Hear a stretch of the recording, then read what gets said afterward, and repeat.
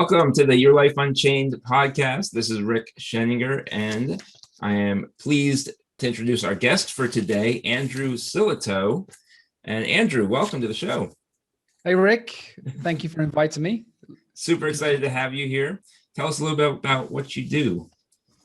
Okay, so I'm a business psychologist. I work with primarily with business owners who are looking to scale, looking to grow their business, typically pushing 7 figures, trying to get to 8. But my mission is to help them do that without wrecking their marriage, wrecking their health, expanding their waistline, becoming overwhelmed.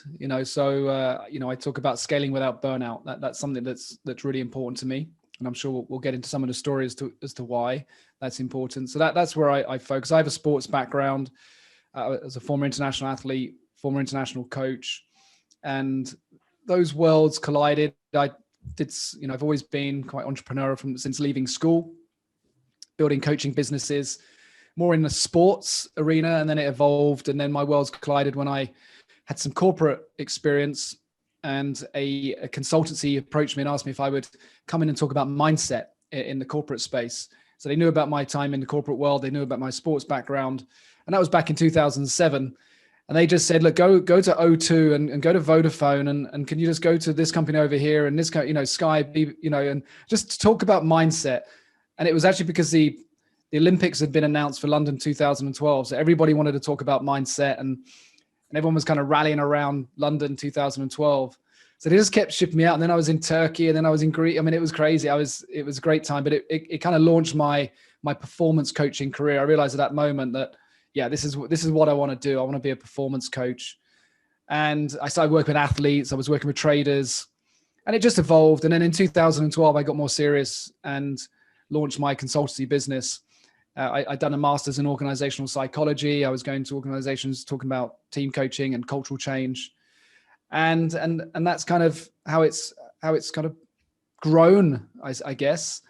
And here we are now. I'm as a business psychologist, but predominantly working with SMEs now. I really enjoy working with small to medium-sized businesses. And that's where my passion is. Having done the corporate work, nothing against the corporations. I think they do a great job in providing work for people. But I love working with the SMEs, and we can roll our sleeves up and really make a difference. That's amazing. And it sounds like, just based on what you were talking about, I mean, the way you're flying here, flying there to Turkey and all over the place. I mean, you had to have been at risk of burning out yourself with that kind of schedule, right? Yeah, well, then it was fun, but my daughter now is 22. She was young. So that was a bit of a problem, leaving her and be in that consultancy world. But it's quite insidious with the burnout. I mean, it wasn't until 2017, actually, no, it was a bit before then. But by 2015, I'd written my first book. At that point, I was consulting in the Middle East, the US. I was working with Pfizer in the US, and Ericsson in the Middle East, and doing that in Hong Kong. I mean, everywhere. Wow. And then I came home one day, and my wife just turned to me and said, "I didn't sign up for this. This is not what I signed up for." And she was then, my daughter's stepmom. So she was kind of raising my daughter, because I'd been a single parent since my daughter was 3. Okay. So yeah, I kind of just plonked my daughter with my wife then, and we have 2 children as well. So, and it's very easy, I think, as business owners, it's in the mindset to be all in on the business and believe that we're doing it for the family. But for the most part, we're really motivated by it. And I'd realized I'd really dropped the ball on things outside the office. And I was probably putting more work into the GB team at the time, the locker room there, and my clients, than I was my own family. Of course, not intentionally, but it's just what happens. And right. I was having problems with my health as well. I was having really bad inflammation in the body. And I realized that it was from diet, and I just assumed it was just age and training, and I was still training. And then my wife and I actually separated in 2017. Oh, wow. Fortunately, we separated for 2 years, and now here we are together living in Prague. We kind of worked it out, reformed our friendship, and I feel very blessed about that. But but actually what happened then is it put me on a bit of a different trajectory with my coaching, because that's when I decided, I really want to work with the small to medium sized business. And also I'd had a bit of an epiphany, because I'd always wanted to be a coach. I worked at Yellow Pages for 5 years, and that's really what I loved, business coaching. We were selling advertising, but Right. I felt like a business coach. And the epiphany happened when I started to look back at my life. And, my father was a good businessman. He made a lot of money in the 80s. Well, I'd say he was a good businessman. He lost it in the 1990 crash. Oh, So we'd had a good life, but he lost everything. And then within 3 years, his health kind of deteriorated. He probably was boozing it up just too much during enjoying the good life, and then wasn't really able to make that shift and pivot the business. And I said goodnight to him March 21st, 1993. Said goodnight. He went off to bed. He died of a heart attack, age 48. I was 16. So ironically, that kind of put me on a trajectory to kind of go all in on my sport and all in on hockey and all in on life, to the point where it got to a point where that had served me well, but I'd become quite selfish in a way, and hadn't realized how restless I'd become, and kind of just needed to occupy myself all the time with work and stuff, So I kind of in 2017 experienced my own transformation. I went on a bit of a journey, really had to change things up, and started sharing the story with some of my clients, who were then saying, wow, this is really resonating with me, being an entrepreneur, running a business, being a family, being a father, etc. And I created a group of about 6 of us, and we started having these conversations, like conversations I'd never had before. or was that like online or? At the time, yes, it was all online. It was online. I think we had one meetup, but it was all online. We're kind of navigating that online world. I mean, it was beginning of 2018, so it wasn't like it was new, but coaching and building communities where everything I'd done before that was in person, right? Leadership programs and so on. So that got me thinking, and I was getting some really good. I created this IP, this program called the 4 Keys, where we would create 90-day targets in our business, body, relationships, and mindset. And the guys really responded well to it, and they were starting to notice some real shifts. And then I thought, this is interesting. Maybe this is a program, And so I wrote a book called The 4 Keys, and that was published in 2019. And and here we are now. We have a mastermind, a large mastermind of business owners who we meet up and we work through these, I call them 10 daily habits, and we try and implement them every day. And but what's amazing is that I've kind of gone from the executive coach to the team coach, now seeing this group of business owners just literally coaching each other, and it's so my job is just kind of create the environment and facilitate that. So I feel very, very lucky actually to be doing this work. Oh, nice. So there's a bit of a potted history there for you, Rick, to pull apart, but there is. You take it wherever you want. Well, I remember hearing a story that you were telling about kind of your time with the GB hockey team. Yeah, quite a lot in terms of mindset and other factors, limiting beliefs. A lot of that was tied into that. So you want to just talk through that with us? Yeah, absolutely. Yeah. So I grew up in the southeast of England, and I, at the age of 11, I got a pair of skates, roller skates, and a hockey stick. So really unusual for an English kid to be playing street hockey, right? But it was just really fashionable. That was unusual? Yeah, it's really unusual. For an English kid to play, ice hockey or roller hockey. But I was just obsessed with it anyway. And then I caught this wave, and then I ended up taking it really seriously. And I played in 11 World Championships for Great Britain. I was the first British player to play professionally in North America at roller hockey. And so I did that in my early 20s. And then in 2010, I got the head coaching job for Team GB. Okay. And we mindset, and dealing with limiting beliefs. The team I'd taken on had nearly been relegated from Pool B the year before. Had lost to Australia. Morale was very low. Confidence was very low. And like any new coach, you kind of go in all guns blazing, like, you're going to take on the world, and you realize that my energy is in a very different place to where their energy was. I mean, some of these guys, even though it's putting on your national team shirt is one of the biggest honors in sports, they become disengaged, and also amateur players who are going to choose between 10 days in Germany, in Dresden, with some guys that perhaps they don't get along with, or a holiday with their family, in Spain, and you got to, they're kind of making that choice. So one of the things I had to do was really think about the culture and change the culture within the locker room. And so I was still fixated on this idea that even though we'd been relegated from Pool B, I thought we have to go into this tournament to try and win it, right? To win Pool B. And if we win Pool B, we go up to the top 8 countries in the world, and we get to play against Canada, USA, Czech Republic, Sweden, Finland, etc. And Great Britain had never done that. We'd never been able to win Pool B and win the playoffs to be able to do that.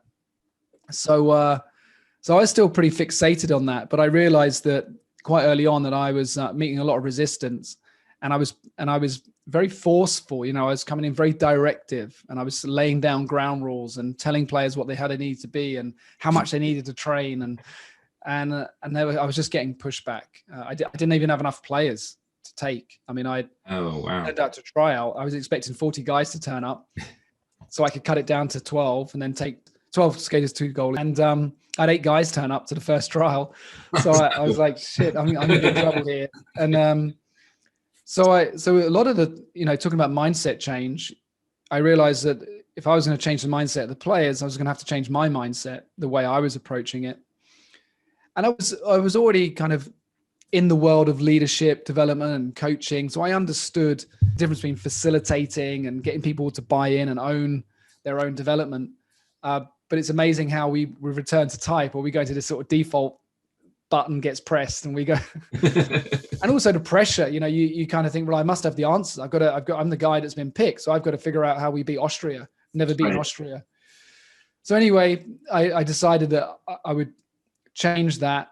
I pulled a leadership team together. I said, look, this is not working. We need to figure it out. And the captain said to me, well, you just need to calm down, because you're just in our faces and it's just too much. And maybe you could just change your style. And I took that no problem at all. I kind of realized that. And so we put this rule in. The first thing we said, we got to have a game plan, and I know it sounds obvious, but the game plan, not just to win gold, but to imagine what it would be like if we were to turn up to Pool B 12 months later and look, act, and feel like a Pool A player.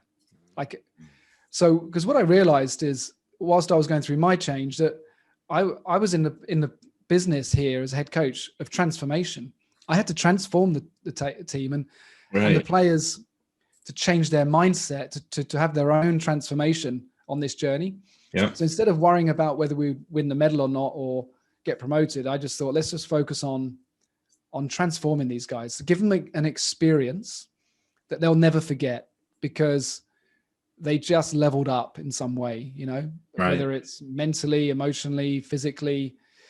And so we started toying with this idea of what would you look like? How would you be showing up, even in the UK, as a player, if you were to look, act, and feel like a Pool A player in 12 months' time? You walk in like Canada, the Czechs or the Finns or the Swedes. What does that look like? And the guys started reverse engineering from that. And I think business leaders do very well to ask that question of themselves, to say, well, who do I want to look, act, and feel like? And what do I need to do or anybody in life, right? I mean, to say, if I was to have some transformation, what does that, using Joseph Campbell's analogy of the elixir, what does the elixir look like when I return to my ordinary world? And we can all do that. And these guys really bought, they were like 23, 25-year-olds, maybe some 26-year-olds, really bought into that idea. And immediately it changed the way they were thinking about their training, about the way they eat, and all these kind of things. And so that was the first thing. So we had this clear purpose, because if we could look, act, and feel like a Pool A team, what if we could inspire lots of young players in Great Britain that not only if we make it, but that we look different to them. Like we walk into the rinks in the UK and the people go, wow, this is a professional group. So we had this kind of overriding purpose to inspire young players to be better versions of themselves. And then I put in a rule that I would ask, not tell. So I really became a facilitator of change, and rather than giving out the rules, just saying, look, I as a player in my 11 World Championships, I've never beaten Austria, and we're not going to win this medal. We're not going to look like a Pool A team if we can't beat Austria. How do we do it?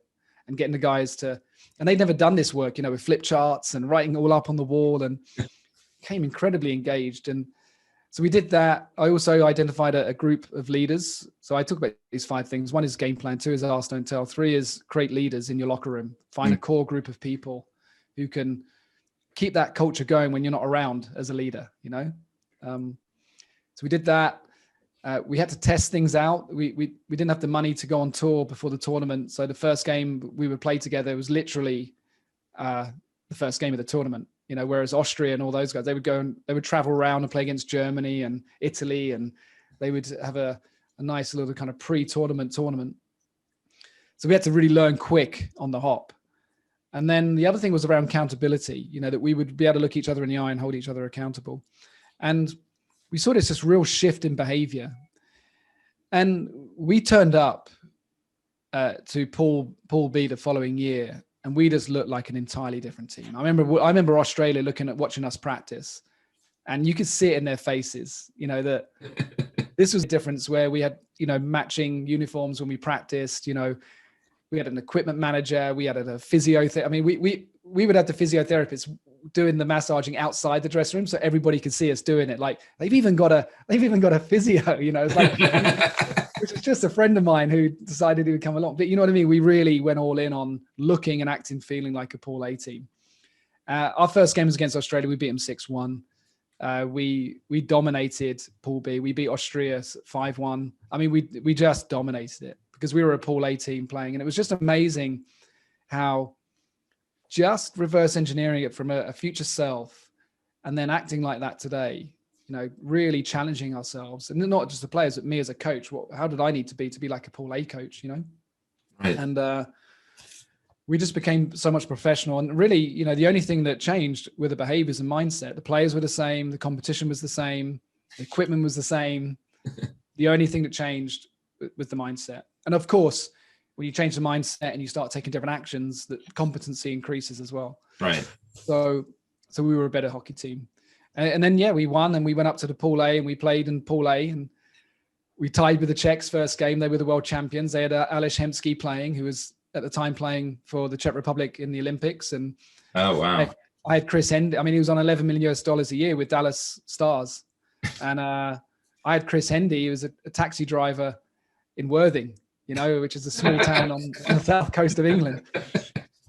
And we tied with them, and it was amazing. We beat the Finns. The Finns had won it 5 times, and we ended up in the final against Canada, and we went into that game believing we were going to win. Like they were so scared. My bet, because I lived in Canada for a year, my best man was the captain. So my best man at my wedding was the captain.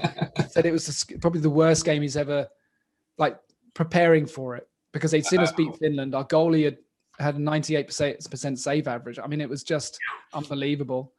And so they were really scared about him. And they beat us. It was Canada, and they once they got into their rhythm. But he said the idea of losing to Great Britain was just the worst, kind of 48 hours leading up to that game for him and the team.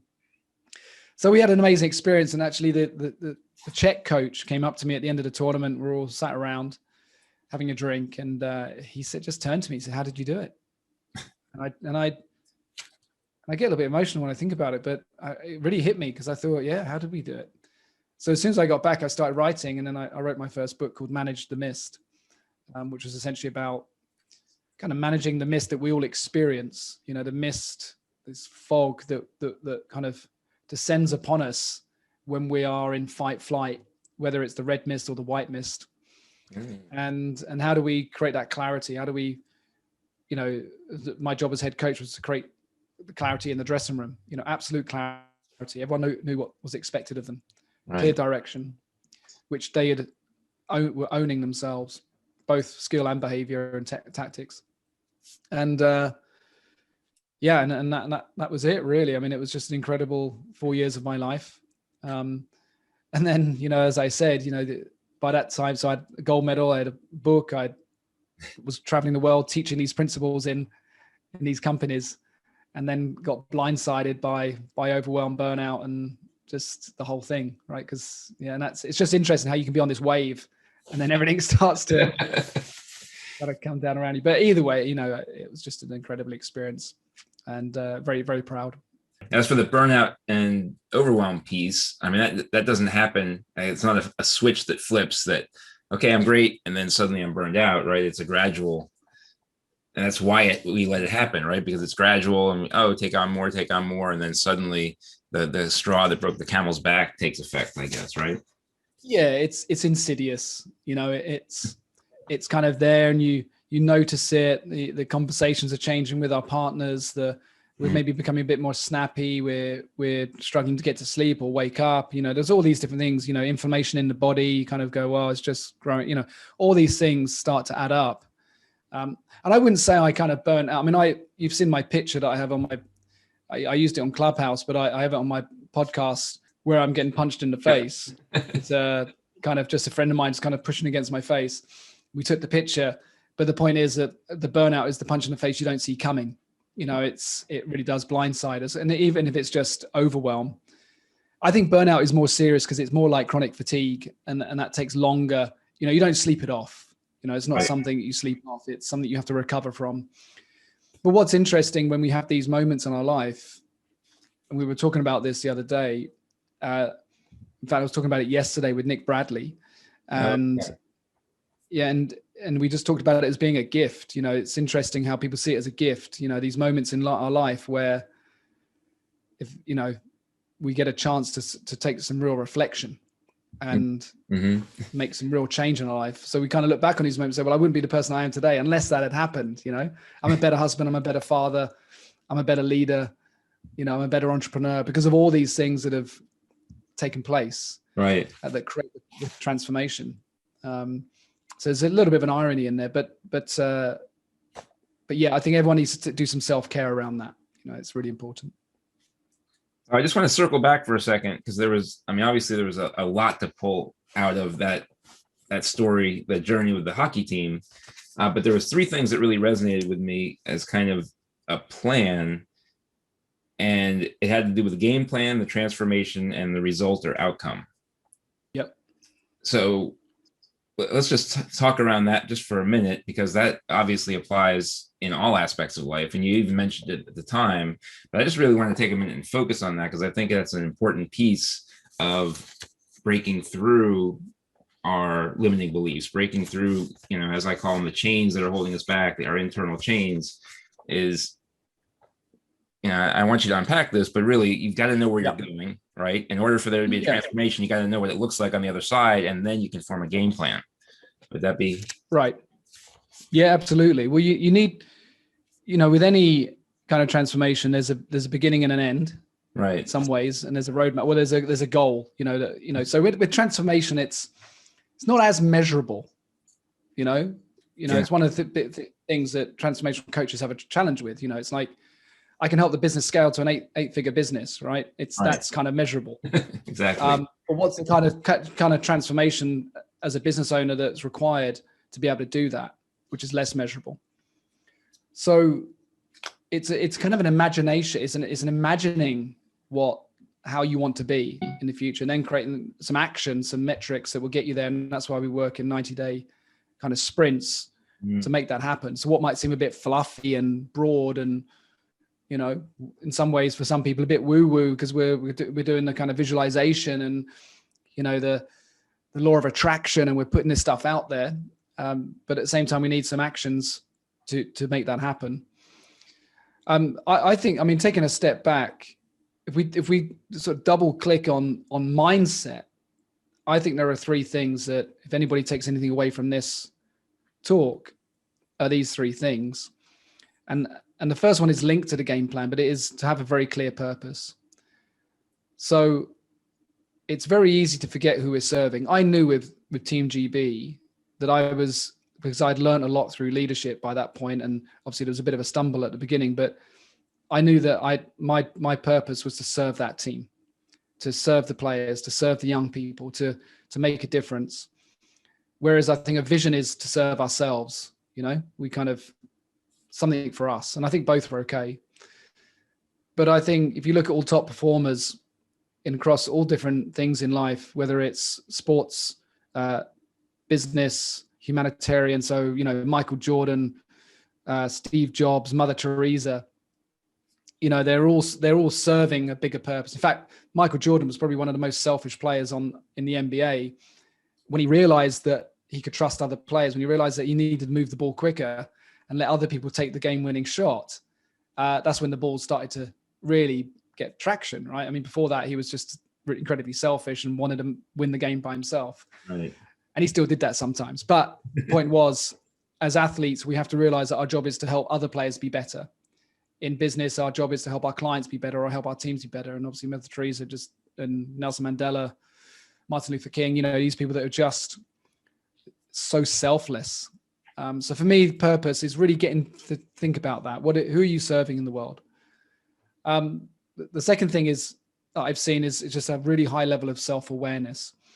And what I mean by that is, yes, knowing what your traits are and your preferences, but really knowing what your strengths are.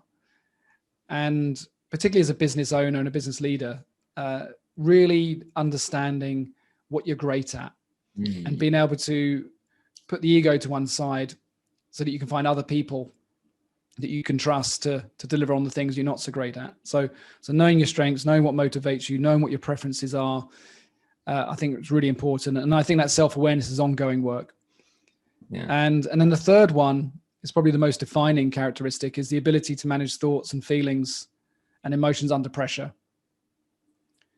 And I think if you bring those three together, having a clear purpose, who you're serving, why you get out of bed every day, if you really understand who you are as a person and you know how to manage your emotions under pressure, I think that can really make some big change in your life, So the last, that managing emotions under pressure or staying in the zone, really understanding that life is, I think it was Lou Holtz that said this, that life is 10% what happens to you and 90% how you respond to it.